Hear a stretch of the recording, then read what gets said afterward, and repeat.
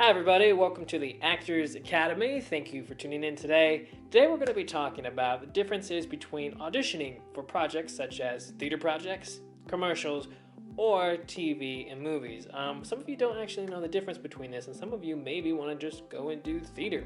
Maybe some of you want to do TVs and movies, maybe it's just commercials, maybe it's a collection of all of them. But it's important to know the differences, especially if you're just starting out, or maybe you're deciding, hey, I want to get into this field, or maybe you're doing theater right now and you want to do TVs and movies and you just don't know what the difference is. That's what we're going to be talking about today. So first we're going to start off with theater. Theater auditions rely heavily on monologues. Not so much when it comes to commercials and for TVs and movies. The reason monologues are important is because if you think about it, for an actual theater show, if you've ever been to a play, monologues are very hard to do, because with a monologue, you have to go and keep the audience captivated, or you have to have the lines all memorized. It has to be interesting. You have to know what you're talking about. You have to be able to tell a story. Everyone has to be able to hear you and understand you and see you, and there's a lot of different things that go on for the monologue. So, which means the monologue tends to be sometimes one of the trickier things with the theater process of doing a play. Which is why when you go and you're actually auditioning for a play, they'll have you do a lot of monologues.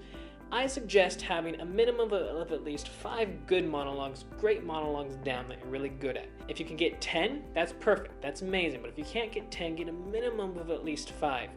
When you audition, you will be doing just 2 monologues, contrasting. So maybe one is a dramatic monologue and another is going to be a comedy, but they're different. You have to have at least 2 monologues that are contrasting when you go in for that initial audition. The callback that you will have usually tends to be you doing a scene. And they have you doing a scene with maybe another actor who also got a callback. That's usually what a callback will tend to be for a theater audition. Sometimes, though, they may have you just do another monologue. They may say, hey, we got a monologue in this play. This is what we want you to bring in for the callback.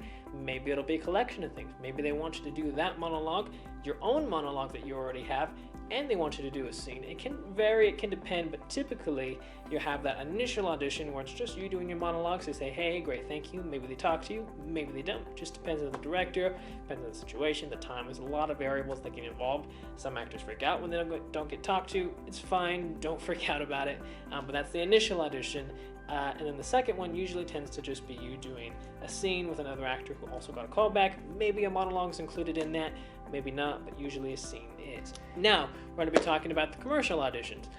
For the commercial auditions, these tend to be super easy.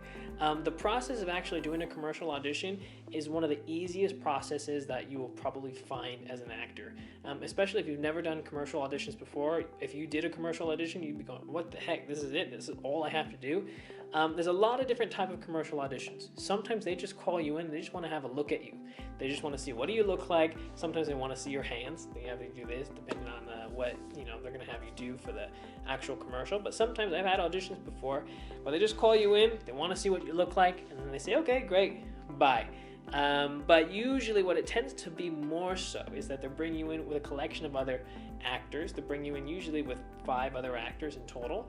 So you guys will come into that room all together. I had an audition actually last week for a commercial. And for this commercial, they brought in a total of 6 actors, me being one of them. And they said, okay, so what you guys are going to do, because they're all just going to dance around and have fun. That's all we want. Just dance and have fun. And that's all we had to do, dance and have fun. We didn't have to memorize any lines, didn't have to do any of that. And it was great, and it's super fun. Now, sometimes you will have to have lines memorized, and that's okay, because when you do have to memorize lines, you only have to memorize 2 to 3 lines. It's super simple, super easy. When you do have to memorize lines, it's barely any lines. It's a lot more improv when it comes to these auditions. The callbacks usually tend to be really quick. The whole turnaround time for a commercial in general is very quickly. I might audition today for a commercial, and then next week I'm booked. Commercials just happen really fast. And then when you are booked, sometimes it's 1 or 2 days of work. It doesn't take up a whole week or anything like that. So auditions for commercials tend to be very quick, very fast. Usually lines are at the minimal. Usually it's just a lot more improv so you can have fun. Sometimes you may not even have to do callbacks for commercials, just depends. I got lucky one time where I got to do this audition. Didn't have to do any callbacks at all. They just saw me, got to do this audition with these 2 ladies. We did an improv scene and they booked me right off of that. It happens sometimes. Usually they might have 1 audition callback that you will do, but sometimes they'll have it where they don't do audition callbacks, and those are a little bit nice because you just go, you just book it, then you do your stuff. Then you just have some fun on the day of the shooting. Next, we're going to be talking about TV and movie auditions. So for the TV and movie auditions, these tend to be a little bit trickier because you do have to memorize a lot more, and you're having to play a lot of different characters. You don't get to play a lot of the same characters as you would say for a theater audition when you have your monologues, because you're so used to these monologues and you have them down because you've been able to work on them for a whole year or a few months or whatever. Whereas for a scene for a TV show or a movie, you have to put it out next week. So you may get an audition and you may have to do it next week or in the next few days. You just have to have it memorized, and you have to bring a different character. Sometimes maybe today you're going to be a rock star, and next week you're a skateboarder, the week after you're the boy next door, just playing a lot of different characters. This can sometimes be tricky for some actors, but this is the process that you have to go through for auditioning for TV shows and movies. Also for TV shows and movies, the turnaround time is a little bit longer compared to a commercial. Like, hey, you're auditioning today and then you're shooting next week. For TV shows and movies, you're auditioning today, but you may be shooting and filming in a month, 2 months, or maybe even later, depending on the project. But those can tend to be sometimes pretty quick. Sometimes it's a month, sometimes it's 2 months. It just depends on the project and when they're actually shooting. But it usually does take longer than, say, a commercial audition. You do have a lot more callbacks in between. So for a commercial audition, maybe it's one callback that you have. For TV shows and movies, you may have several callbacks. You may have the first audition, then you have a callback with the director, another callback with the producers, then maybe they want to see you 1 or 2 more times after that because they're deciding between actors, then they have you do a screen test and then a chemistry read. So you can do a lot of auditioning. I had a friend before who was auditioning for this really big thing on Nickelodeon, I think it was. He had to go and audition several times.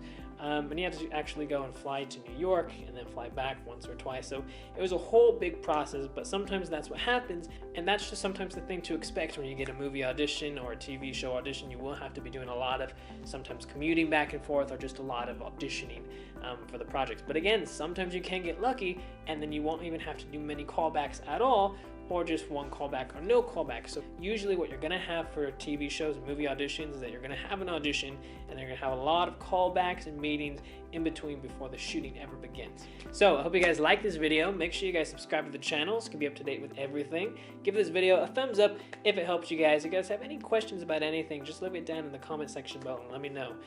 Also, I'll be leaving the 10-hour acting masterclass down in the description and also in the comment section if you guys are interested in that. It takes about 2 minutes or so to sign up, as well as the 10 acting resume templates. Alrighty, see you guys next time. Bye guys.